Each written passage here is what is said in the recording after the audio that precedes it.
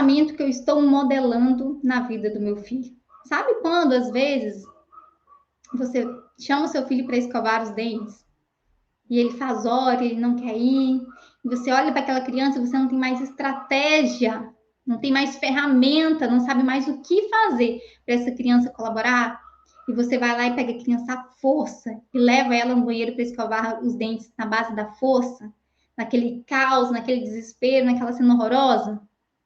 Olha só, o seu filho aprende muito sobre isso. E uma das coisas que ele mais aprende é sobre o desrespeito.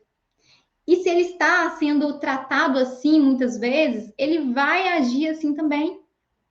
Então, muito dos comportamentos de desrespeito de uma criança vem sim da questão da imaturidade cerebral, que não passa pela vontade dela, mas também vem de comportamentos aprendidos dentro de casa. E isso é muito triste. Se você que está me assistindo aqui agora quer ensinar o seu filho a ser respeitoso, e que, mesmo em momentos de raiva, de ataque, de birra, e mesmo em momentos de descontrole emocional, ele consiga ter atitudes respeitosas com você e com o ambiente, eu vou te falar uma coisa, mãe.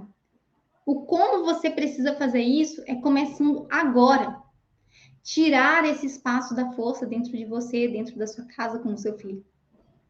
Tirar o espaço da força, de fazer o seu filho fazer a força. Quando você tira o espaço da força, você dá espaço para o ensinamento, para o verdadeiro educar. Que muitas vezes não é com ameaça, não é com xingamento, não é com gritos, não é com castigos, mas são com estratégias que realmente funcionam e que geram habilidades para o seu filho fazer de forma diferente. Então, primeiro ponto que você precisa entender, se você quer realmente ensinar o seu filho a agir de forma diferente no momento de birra, no momento de descontrole emocional, mãe, você realmente precisa buscar por conhecimento. Você realmente precisa entender como que funciona o cérebro do seu filho. Entender como que é isso de meu filho se comportar assim, mas não ser da vontade dele. Como que funciona o cérebro do meu filho? Então, você precisa, mãe, começar a buscar por conhecimento sobre o próprio cérebro do seu filho, como que funciona. Só para você ter uma noção, um spoilerzinho bem basiquinho aqui sobre o cérebro do seu filho, olha só, imagina que o cérebro do seu filho é como uma casa de 2 andares. Né? A gente tem um andar de cima e um andar de baixo. E quando a criança ela se sente frustrada, ou ela fica com muita raiva, ou ela sente uma emoção difícil de lidar, o que acontece? O andar de cima dessa casa, que é o andar que gerencia todos os outros andares, que é um andar mais sofisticado, que tem ali todos os aspectos que controla toda a casa, esse andar é bloqueado. Então a criança ela atua só no andar de baixo. Imagina que esse andar de baixo dessa casa ele está sendo agora inundado por ondas emocionais tão grande que a criança fica presa naquele andar de baixo. E a criança ela não consegue acessar o andar de cima para pensar, para respirar, para tentar pensar em soluções diferentes. Então ela fica presa naquele andar de baixo, ali nas suas emoções, e ela não sabe lidar com essa emoção. Ela ainda não tem capacidade de gerenciar aquilo que ela sente, de controlar os seus impulsos.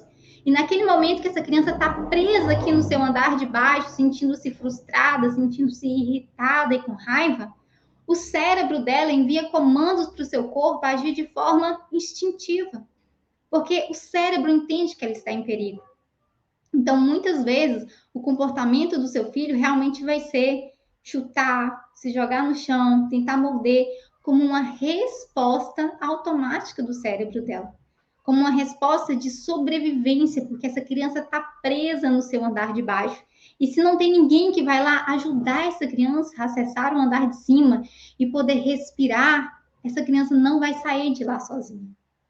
Então é importante que você entenda sobre o conhecimento, mãe. Quando você entender isso, tudo vai mudar. O cenário de brigas vai mudar, o cenário de você utilizar a força vai mudar e a sua conexão com seu filho vai literalmente transformar. E a segunda coisa que eu quero falar com você, para que você possa desenvolver no seu filho atitudes respeitosas, é você se perguntar nesse momento: qual o comportamento que eu estou modelando para o meu filho reproduzir amanhã? Será que eu estou condicionando o meu respeito?